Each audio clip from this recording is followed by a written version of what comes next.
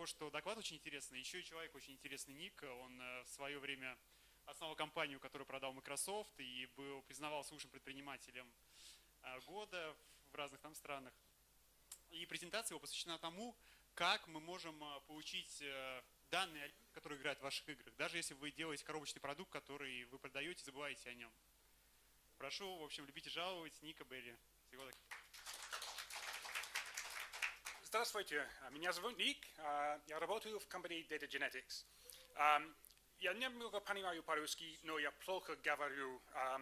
Сегодня я буду только говорить по-английски. Внимание, 1 год назад я говорил слишком быстро. I'm going to speak English from now on. It's too bad. Very quickly, I'm an engineer. I started life designing airplanes, but instead of doing that, I went into a software company, which I sold to Microsoft in 1994. I spent 14 years working at Microsoft, 10 years for Microsoft Games. Then I joined Gamehouse, where I ran the analytics team for Real Networks, and now I work for myself as Data Genetics. Another warning, today's presentation is all based on American data. Many of the things that I'm going to tell you today will not be useful to you in your country, but understand the idea and think how you can use the idea in your country. All these examples are from America. First question, what is a social game? A social game has 3 components. It has to be something that you don't have to do. It has to be something that's fun, and it's something that's played on a social network. I think it's very important to understand these things because many of the things that we may not traditionally think of as a game are still very important on Facebook, on social game networks. Skipping stones across the water, doodling on a piece of paper, they're just as valid games as clicking on things in Farmville. My wife, when I tell her to play Farmville, she says, that's work. You have to click, you have to click, you have to click. So to her it is not fun, and she doesn't have to do it. But if there's any activity that you don't have to do, you do for fun, then it's a game. Get over it. Don't say these things, oh, Zynga or Farmville or Mafia Wars, it's not a game. They are games because you don't have to do them. The last slide that has a lot of words, I'm afraid. Why are social games so popular? They're easy to find. Very small words. If you use Facebook all the time, you see activities. Nick is playing this, Nick is doing this, Nick has lost a cow. So it's very easy to find out about the games. Because of that, the games are very easy to start. You see the feed come up, you can click on it, and you can get in the game straight away. So Facebook has exposed millions of people to activities they don't have to do, and in one click, they can be playing these activities they don't have to do. Finally, it moves into why they're popular, because there's something called a shared experience. Everybody who's done Farmville to level 3 to level 4 has experienced the same thing. So they are social not because people play them at the same time as each other, they are social because people have shared the same experiences of going through the same things. And now with Facebook, they can challenge things. I got to this next level before you. So now the presentation. What do you know about your existing customers? If you're developing for social games, you have it easy. Facebook provides very rich demographics about your users. You know which of your customers are male, which are female. You know their ages. You know what kind of games they play. If you have more than one game, you can track them across games. You know which of them spend money, which of them don't spend money. So if you already have a social game, you have a great amount of information that you can mine. And A/B testing and other things, it's very easy to work your way along the curve to make lots and lots of money. But if you've never developed a social game, how do you know about your customers in order to think about optimizing for them? The chances are, if you've sold a download game, you have a sales database or a customer registration database. In that database, you may have the date, the sale value, the credit card name. Here's an example. I bought a game. My name is in the database.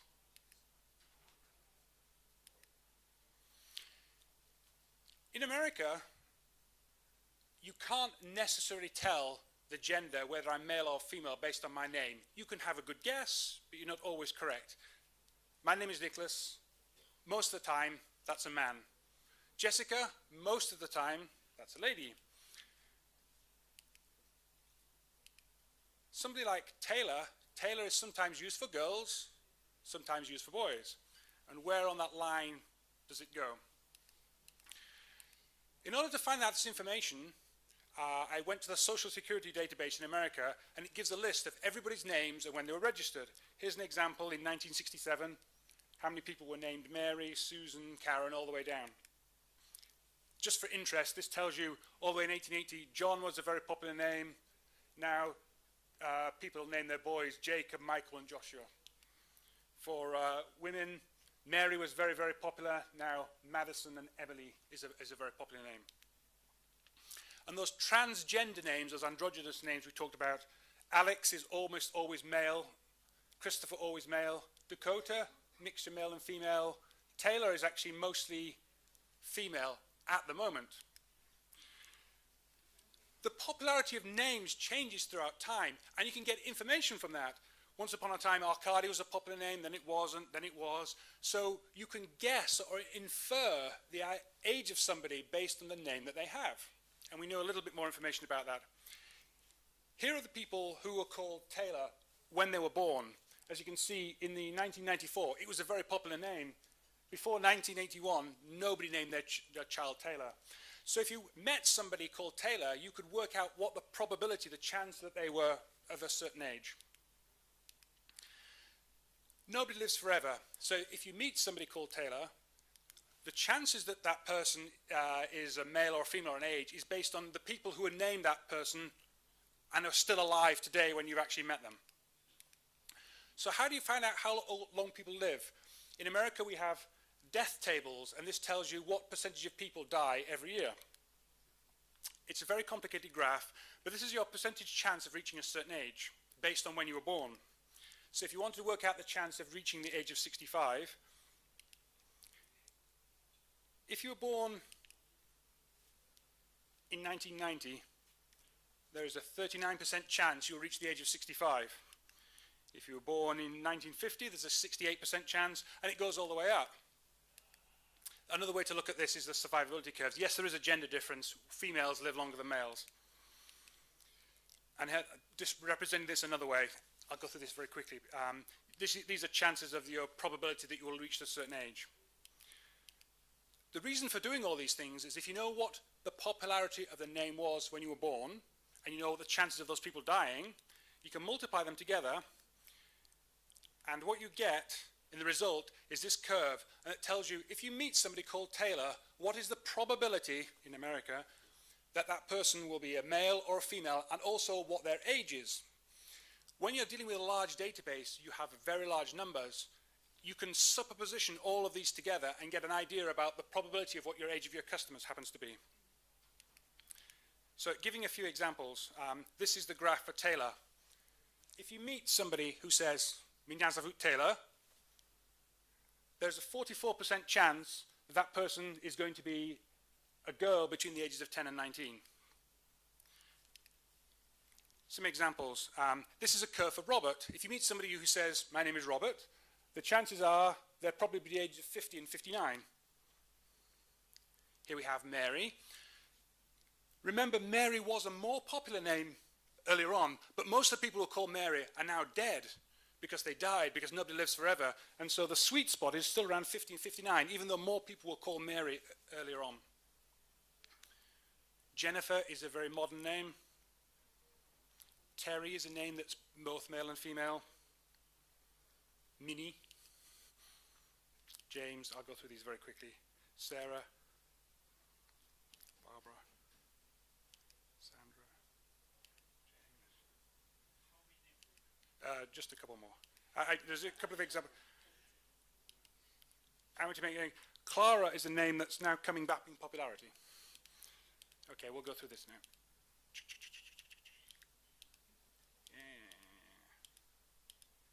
Okay, Facebook.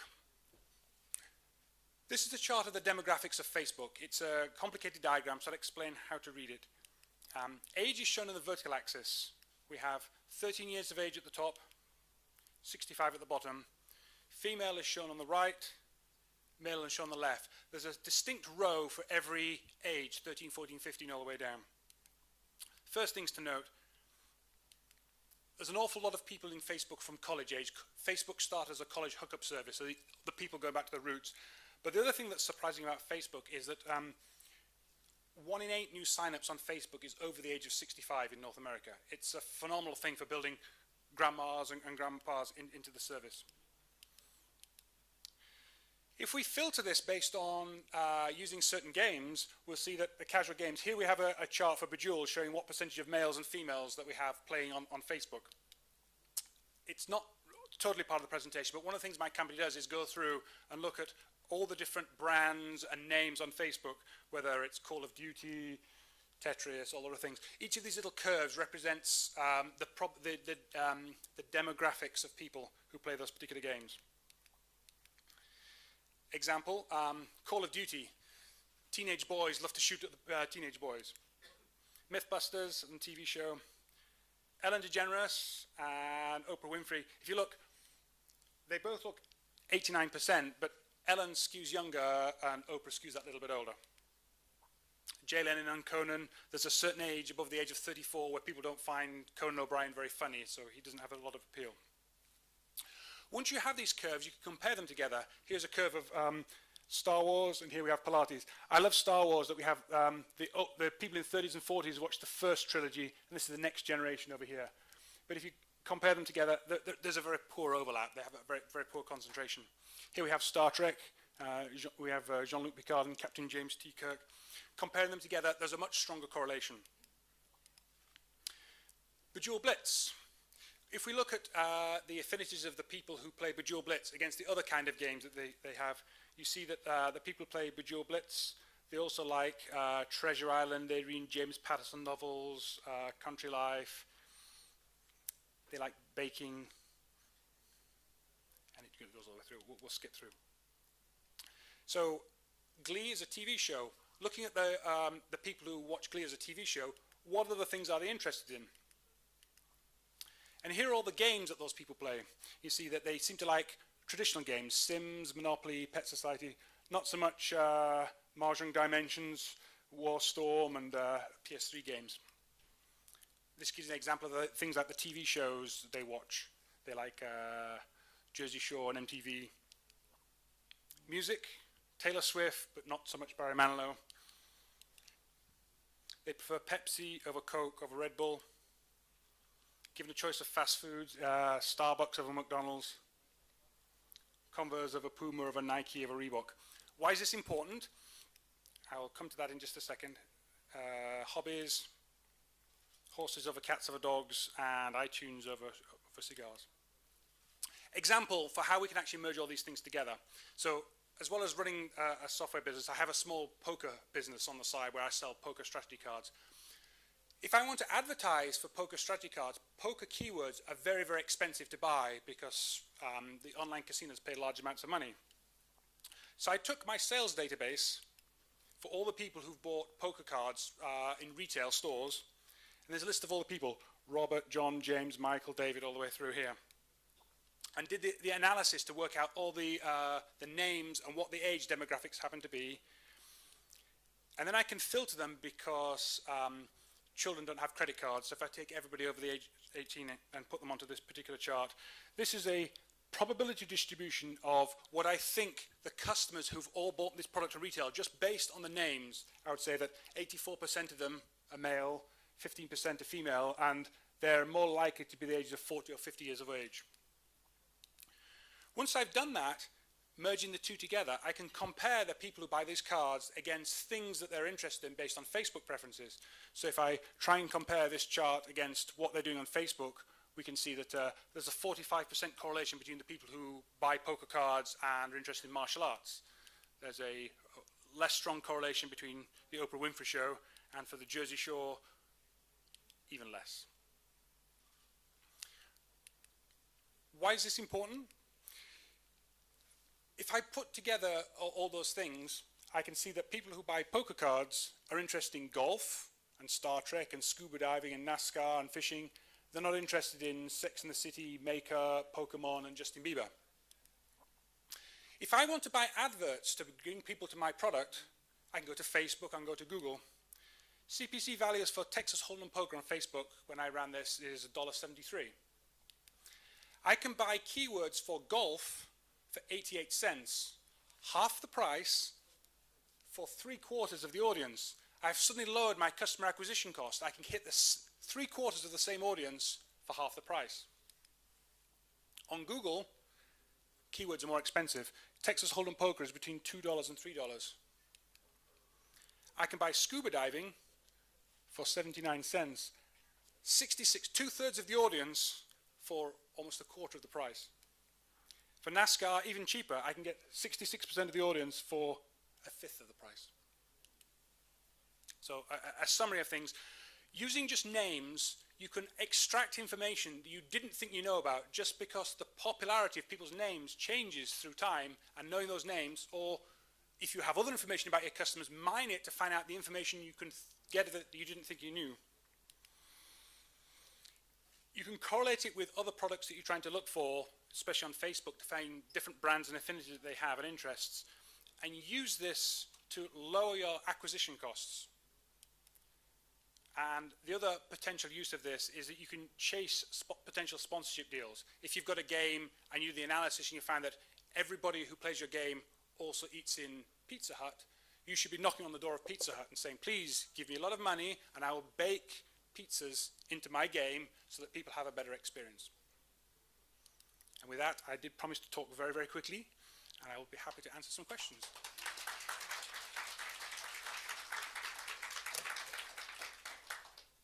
Спасибо, Ник. Вопрос, пожалуйста.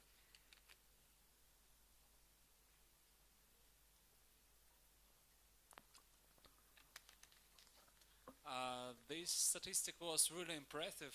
Thank you very much for this. But I have a question. Is it not simpler to buy this information from Flurry, for example? Because as I seen, it is a really hard work, and I don't have enough time to do this statistic depending only the names of of players in my game, for example. And it will be cheaper if I buy this from the statistic companies that already have it. I agree.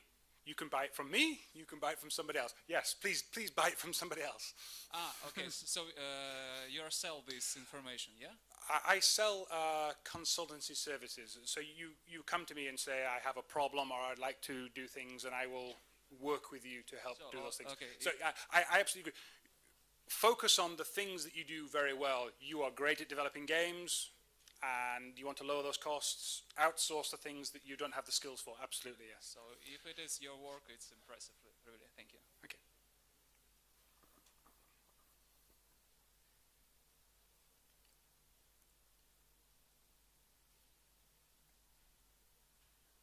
No more questions. Excellent. Thank you, Nick, again. You're very welcome. Very impressive. Thank you. I hope that probably next time you will prepare a presentation with Russian names and with Russian statistics. Okay.